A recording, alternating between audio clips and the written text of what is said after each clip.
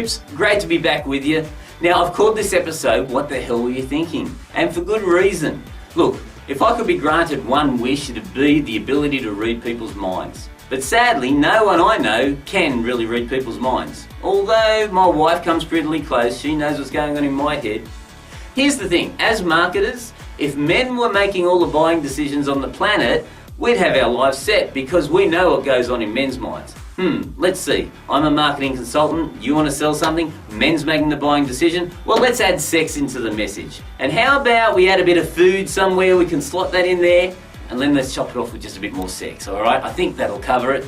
Done, we've got a home run, we'll make millions. But the sad thing is, men don't make the buying decisions. Now, a recent survey showed that actually 85% of all buying decisions are made by women. You got it right. And I'll tell you now, I think that number's a bit low because you don't live in my household. Women make most of the buying decisions on the planet, and the quicker you can understand that, the quicker you can then start to realise what they're wanting, what their needs, fears, desires are, so you can then fulfil them for them. That's our job as marketers. And it's a great job, it's lots of fun. So here's what I want you to be thinking about as a business owner. Firstly, understand, even though you may think it's the man making that end decision, generally it's the woman. Even when you're in a Fortune 500 company, I'll tell you here and now, a lot of them have a very close PA, and a lot of those PAs are women, and I'll bet you a lot of the CEOs are asking their PAs, what do you think, Mary? And they're influencing these decisions. You can't fight it, it's just reality. So, if you can't fight them, you've got to join them. Now, in your business, with this in mind, I want you to be thinking about three very important points. You see, you need to constantly think about, number one, your responsibility to identify what your clients' thoughts, wants, needs and desires are. That's right, think about them. Number two, constantly educate your clients. Don't try to sell them your stuff. Don't try and say buy, buy, buy. Just educate them as to why you're the most logical choice for them. And number three, when you've serviced them, what you need to do is inspire them so they have no other option but to go and tell their friends. Okay, that's really what you need to be thinking about. Those three things, pretty simple. But here's the thing, most of the clients I work with, they're so focused on themselves and they're thinking about all of their challenges and all of their problems. How am I going to pay my mortgage? Man, can I buy that new fancy car? How can I get more money out of that customer?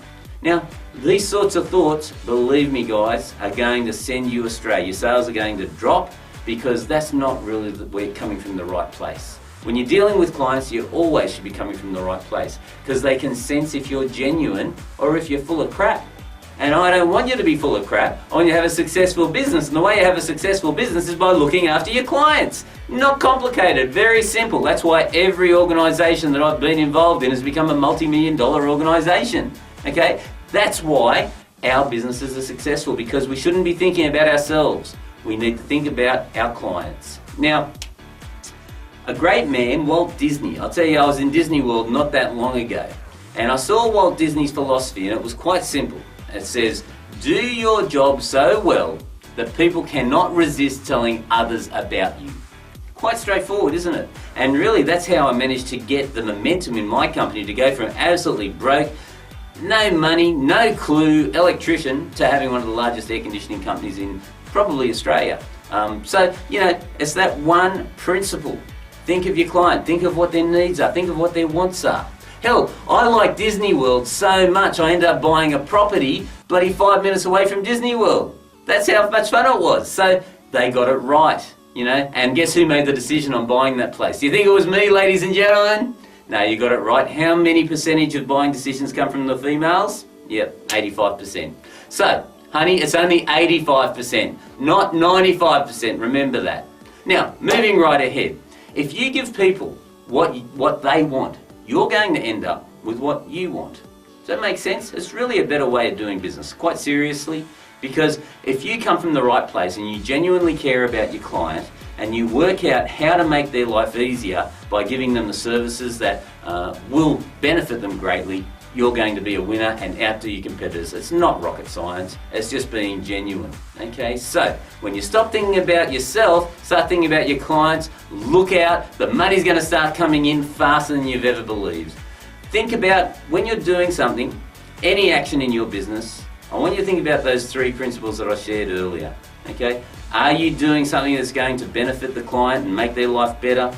Okay, are you providing an outstanding service so that they have no option but to tell their friends about what you're doing? Yeah, just think about these things that are going on, and before you know it, your business will start to hit all those goals you want it to.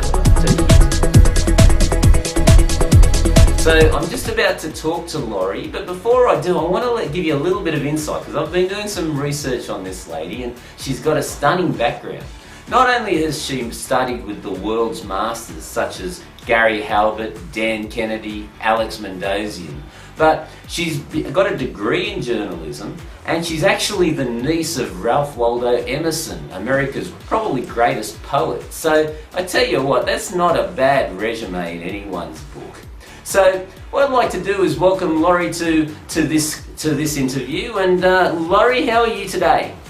I'm fantastic. How you doing, Ian? Really, Laurie, I'd like to just start this off with something that I uncovered as I was researching your background, and that is when you started out, I guess you left the nest, as they'd say. You started off with $300 in your pocket, a cat, and a futon, and you went to LA. Now tell me how you went from $300 in your pocket back then to being recognised as one of the greatest copywriters in the world.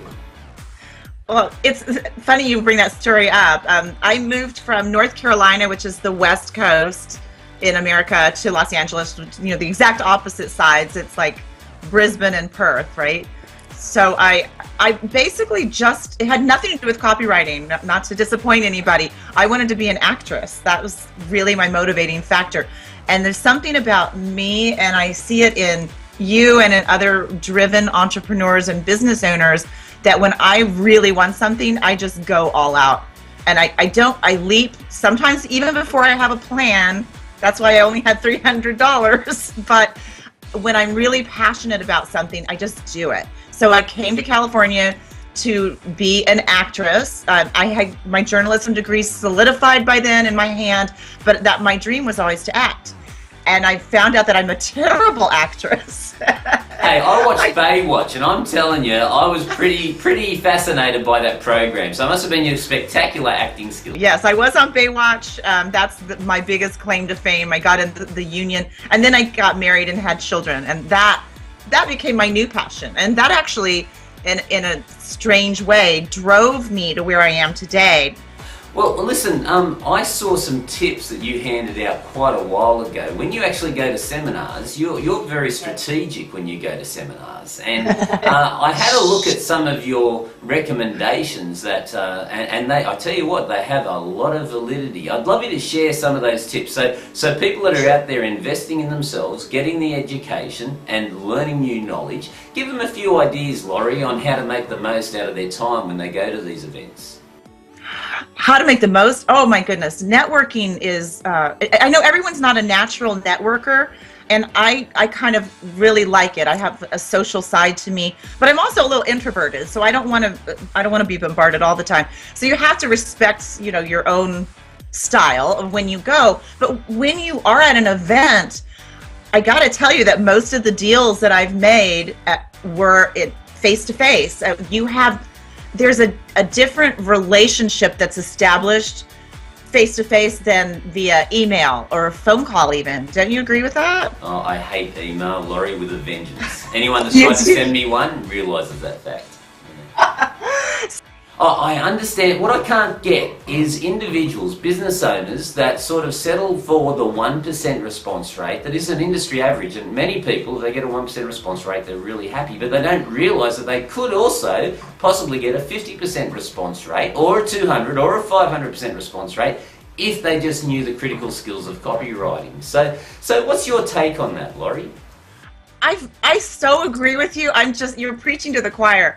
I don't understand it either, why people will try everything else, right? They have to have a great website, professional pictures, business cards, but the copy seems to be the last thing on their list, and it should be the exact opposite. So I get very frustrated as well, but the smart people who figure it out right away, they're the ones who end up getting the conversions and the profits much faster. Alright, ladies and gentlemen, it's time for the question of the month, I guess. And what do we got this time, Michael? Alright, what do we got here? Daniel R. from New South Wales. Ian, I've been in business for nearly 5 years and I just seem to be spinning my wheels. I don't seem to be moving ahead. Can you please help me? Well, that's a pretty broad question. I don't really know enough about your business to give you a qualified answer there, Daniel, but what I can ask you is, do you really know what you want? Okay, so you say you've been spinning your wheels. Have you actually thought about setting targets, setting goals, having that clarity of what you want to achieve so that you can just start taking baby steps towards it? That'd be my advice. Get really clear.